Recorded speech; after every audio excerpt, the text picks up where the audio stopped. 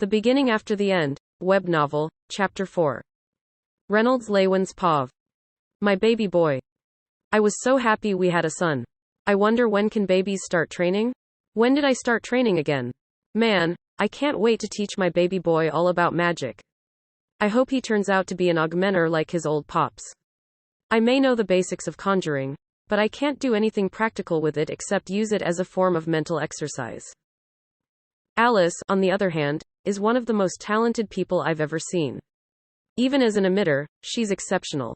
Back then, after she agreed to date me, she joined my party and we went on missions together.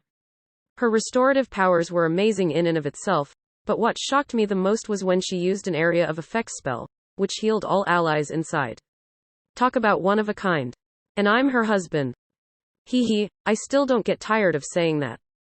Back in the good old days before we had to settle down, we would go into beast glades and hunt for mana beasts. Mana beasts were various unique animals and creatures born with the ability to absorb mana into their bodies and create their own mana core, which we call beast cores. Beast cores had an unlimited amount of uses, making them very valuable and highly sought after. Of course, the higher the classes of beast cores, the more valuable they would be. Mana beasts were classified anywhere from E-class, the domesticated fang bull used for meat and leather, to your SS-class monster.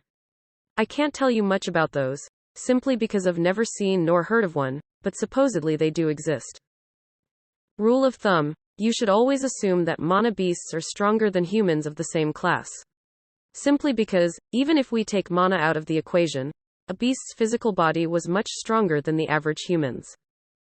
While the beast glades were dangerous, as long as you were cautious and didn't get lost, it was pretty easy to keep yourself out of trouble. The stronger beasts tended to be deeper in dungeon-like underground caves or nearer to the core of the glades. The first few tens of kilometers around the perimeter of the beast glades were pretty well mapped, and as long as you were at least a C-class adventurer, you'd be fine. Once in a while, there would be missions posted up that required a couple parties of adventurers. Those were usually for trying to clear and map the harder dungeons that weren't fully explored. If a mana beast had the power to create its own lair and have other mana beasts serving him, then you could bet there were treasures to be gained. I tell my son Art all about this life, telling him this and much more so I can nudge him to at least gain some experience as an adventurer when he gets older. I don't know what I'll do if little Art never awakens. Oh God, it doesn't matter how long it takes, as long as he can train to become any kind of mage, I'll be a proud and happy father. It's pretty easy to tell what type of mage someone will be when they awaken, because when augmenters, conjurers, and deviants form a translucent barrier, the mana behaves differently around them during that time. Augmenters, when they first awaken, form a sort of repelling force around the barrier, signifying that they have dominant mana channels in their body. Conjurers, on the other hand, form a vacuum of mana around them, which means that their mana veins are much more dominant. Of course, the degrees of the pushing force and vacuuming force depends on their talent in either category. I don't mean to brag, but when I first awakened, at the early age of 12, by the way, I was sleeping and the pushing force made me levitate for a good couple of minutes. Enough force to lift a human body? If it wasn't for that time, I'm sure we wouldn't have settled down this fast. Anyways, as soon as he awakens, I'm going to train him. If he ends up becoming a conjurer, I think I can get him a tutor from the main town since Alice and I aren't adept enough to be teaching him. Is what I said, but boom. Currently, 3/4 of the house is gone. Visit S. for the best no_vel_red_ing experience. What happened? Luckily, I was with Alice in the front yard for a bit after dinner, but little Art was still in the house. Arthur. Alice's face drained of all blood as I saw her go pale, eyes wide in disbelief and worry. I nudged my wife down while covering her with a temporary shield that would last for a few minutes. I rushed towards the direction of the explosion, shielding my body with a layer of mana over my skin. The debris was constantly thrown towards me as I reached deeper into the source of the explosion. After fighting my way through the scraps of what was left of my house and several pieces of rocks, I saw it. My son had the all but noticeable translucent barrier flickering around him.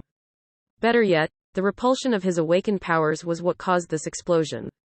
He was floating in the center of a crater that cleared 3/4 of our house, as well as our entire backyard. Haha.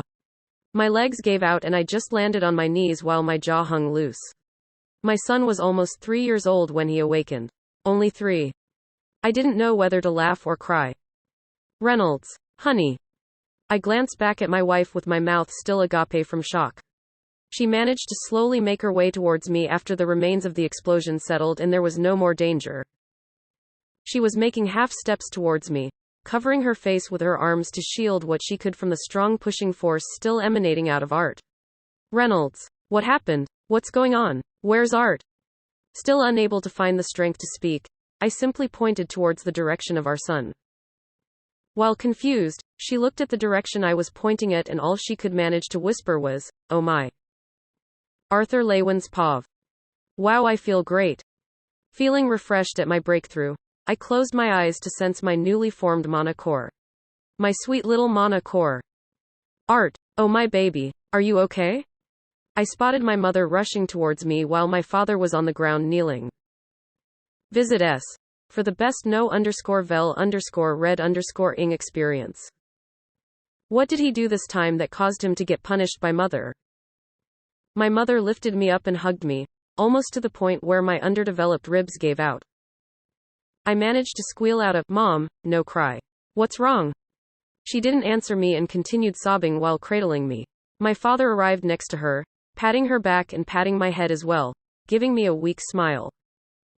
After a brief moment of confusion, I peeled my head away from my mother's bosom and I looked around to see that we were standing in the center of a giant crater, with most of our house gone. ... What the fuck? Who did this? Who had the audacity to destroy the home of a king? The perpetrators will rue this day. I will hunt them down day and night and not rest until... ... Congrats, Art honey. You awakened, champ. I did this? In my old world on Earth, a similar phenomenon happened when a youth awakened. A clear barrier appeared around the awakened and a small pushing force would surround the barrier. I'm guessing, though, that the repelling force in this world was lot stronger because of the mana in the atmosphere, something that wasn't present back on Earth. As once a king of integrity, I decided on apologizing for this, situation. I'm sorry Mom, Dad. Am I in trouble? Haha. No Art honey, you're not in trouble. We were just worried about you. I'm glad you're alright. My mother managed to chuckle through half-teary eyes. My idiot father, on the hand, was a lot more excited. My boy is a genius. Awakened at the age of less than 3. This is unprecedented. I thought I was fast, but geez. So a couple of moments of a picture-perfect atmosphere was broken when a neighbor passing by screamed, "What in the world?" Haha, we better clean this mess up, my father said as he grinned, rubbing the back of his head. Visit S. For the best no_vel_red_ing experience. A couple of weeks had passed since then. We decided to keep my awakening a secret for now. My father managed to contact a couple of his past adventurer party members to help rebuild the decimated part of our house while we stayed in the nearby inn.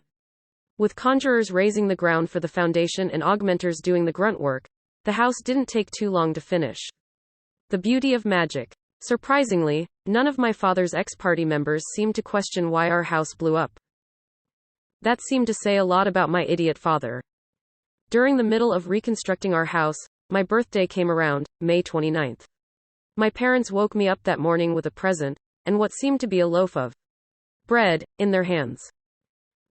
It was a cake. Would have been easier to tell if it wasn't black.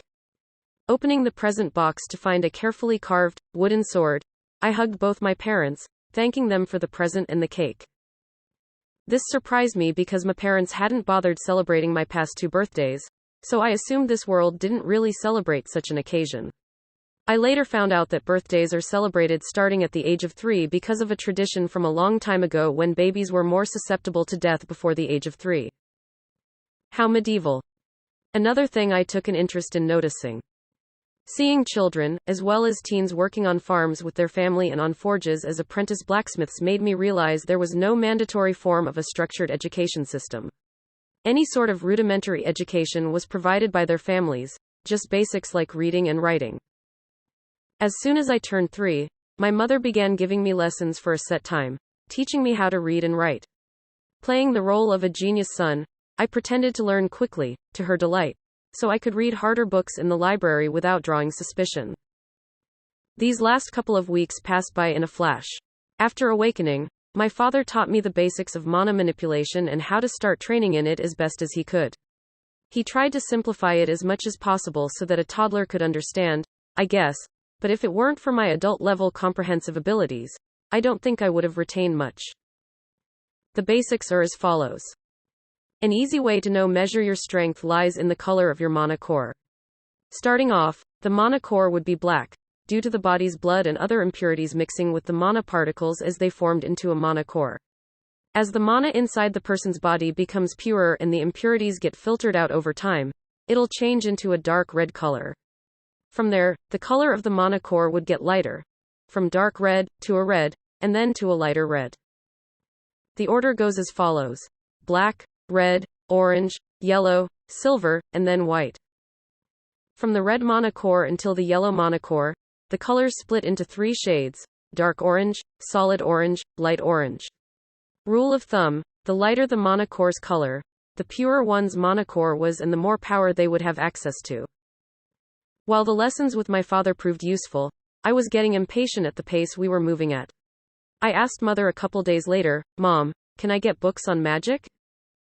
Since my mother still had some connections in the Guildhall, Adventurer Guild, she managed to acquire a pretty wide collection of books on basic mana manipulation, as well as fighting with different weapons. Some of them were just books with only simple words and mostly pictures of the basics on how mana was condensed, but I ignored those. My mother gave me a strange look because the books that I'd been looking at were on a higher level. She assumed I wouldn't even be able to understand most of the words in there and tried to cajole me into reading some of the simpler books, saying that it would be easier to understand, but eventually she relented. A typical day would involve taking reading and writing lessons from Mother and augmenting training with my father.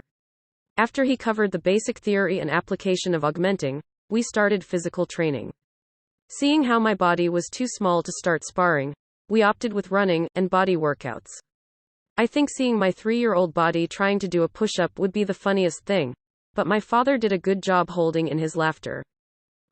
When I'm not taking either of these lessons, I usually stayed cooped up in the newly improved library, reading and meditating to further condense and purify my mana core. Visit S for a better user experience. As the year passed by with not much happening outside of my typical schedule, my father spoke up while we were having dinner one night. "Honey, I think it's time we get Art a proper mentor." Quote,